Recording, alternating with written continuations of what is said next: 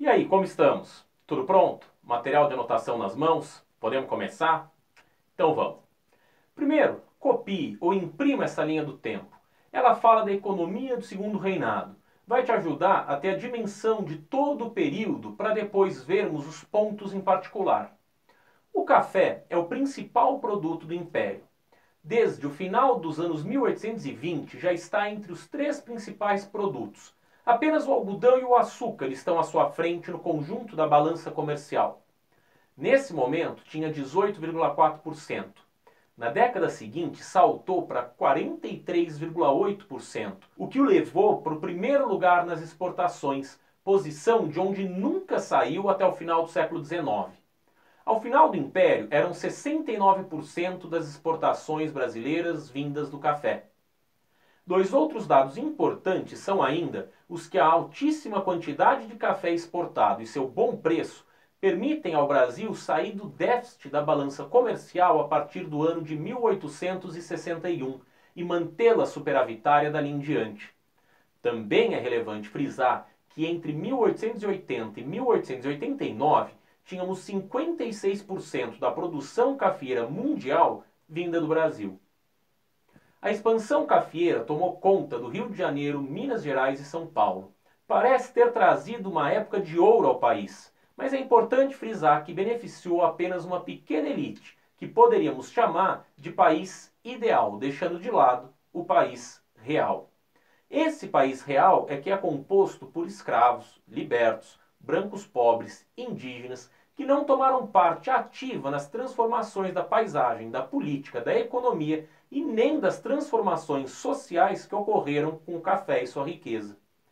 Como sabemos, a introdução da cafeicultura no Brasil vem dos tempos de Francisco de Melo Palheta, no Pará, em 1727.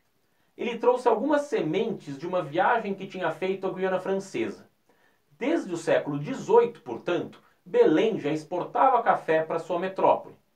Perto de 1760 é que se tem notícia do café mais ao sul.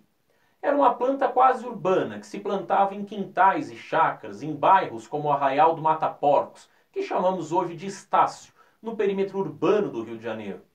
Dali, a lavoura cafeeira correu para as serras da Tijuca e da Gávea, para Jacarepaguá e em direção a Campo Grande. Eram regiões afastadas dos brejos da parte baixa da cidade, que era afetada constantemente por doenças, mau cheiro e mosquitos. Agora, o café se aproxima do Vale do Paraíba do Sul, perto dos municípios de Resende, Barra Mansa, Vassouras, Valença e Piraí. Esses locais foram grandes centros produtores de café ao longo de todo o Império. Seguindo o rio, entramos em São Paulo, com as cidades de Guaratinguetá, Lorena, Areias, Bananal e Taubaté. Aqui aparece a expressão: o Brasil é o vale. É essa a região que sustenta o Império, ao menos do ponto de vista econômico. Essa região era praticamente despovoada de população com hábitos europeus.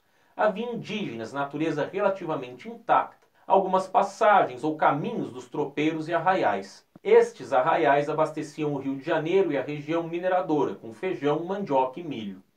Alguns poucos engenhos também estavam por ali completando a paisagem. Mas o café não brotou naquela região do nada. Foi no momento em que Dom João VI distribuiu sesmarias a uma enorme quantidade de membros da elite brasileira, como forma de estabelecer alianças políticas, que tivemos a propriedade das terras com pessoas capazes de explorá-las, e também como forma de garantir a ocupação de terras próximas à capital e ao maior porto da região, aproveitando seu potencial.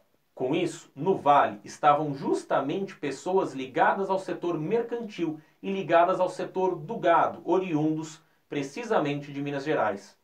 Por isso, o Vale do Paraíba se transformou, deixando de ser uma região pouco habitada para se tornar um lugar onde predominam as grandes propriedades de pessoas portadoras de títulos nobiliárquicos obtidas junto ao governo e que passarão a ser os barões de café, que além de possuírem propriedades imensas, possuíam também enorme quantidade de escravos. Os indígenas foram afastados na mesma medida em que a paisagem foi sendo tomada por cafezais. As plantações deveriam se expandir, afastando os indivíduos criados à lei da natureza, e lançando-se mão das terras por eles ocupadas sem o menor benefício da lavoura. A suposta indolência e os costumes bárbaros eram, e ainda são, usados como justificativa para se apropriar das terras indígenas, transmitindo-lhes doenças e assassiná-los de maneira premeditada.